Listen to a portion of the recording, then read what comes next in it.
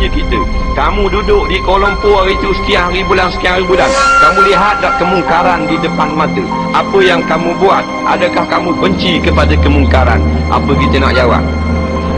Kalau kita duduk surau, duduk masjid pada kata tasbih subhanallah, subhanallah, subhanallah, kita akan dipertanggungjawabkan di hadapan Allah kerana membiarkan bumi Kuala Lumpur penuh dengan maksiat. Man ra'a minkum munkara falyughayyirhu biyadi. Barang siapa yang menyaksikan kemungkaran di hadapan matanya, maka wajib diubah dengan tangannya. Fa illam yastati' fa bilisani. Orang yang tidak ada kuasa wajib mengubah kemungkaran maksiat sekarang dengan mulut, dengan lidah. Wa illam yastati' fa biqalbi. Kalau lidah pun tidak dapat bersuara, maka dengan hati kita benci kepada maksiat yang banyak sekarang ini. Wazalika adhaful iman. Benci maksiat di dalam hati adalah iman yang paling lemah. Adakah kita duduk dalam kumpulan yang ketiga dengan iman yang paling lemah? Tak boleh semua bersikap demikian.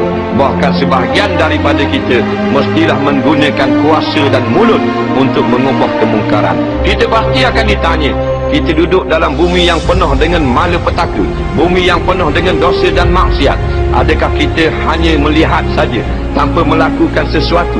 Kalau kita melihat saja kemungkaran yang berlaku sekarang di dalam bumi Kuala Lumpur ini, maka doa kita tidak akan diterima lagi oleh Allah Subhanahu wa ta'ala.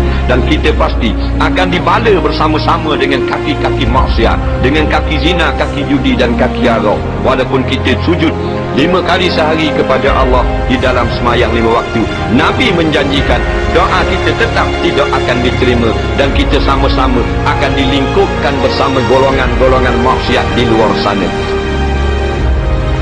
Memang benar, kalau Allah jadikan gempa bumi, dah bukan rumah tokek kasino yang ranak, rumah terima ranak juga. Nah, bukan rumah penzina saja yang hanyut kalau banjir besar, rumah Tok Bila pun hanyut sama. Tengok mayat-mayat yang berkelimpangan dalam bala tsunami, 250,000 mayat. Dalam mayat-mayat penjudi ada mayat Bilal, dalam mayat pemina marah ada mayat imam.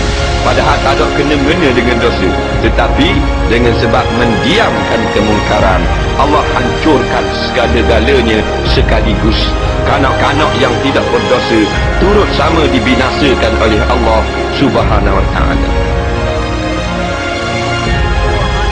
Manusia melakukan maksiat sewenang-wenang, kamu tidak mencegah, kamu tidak bina satu jemaah untuk menghentikan maksiat tersebut, azaballahul khasah wal amah.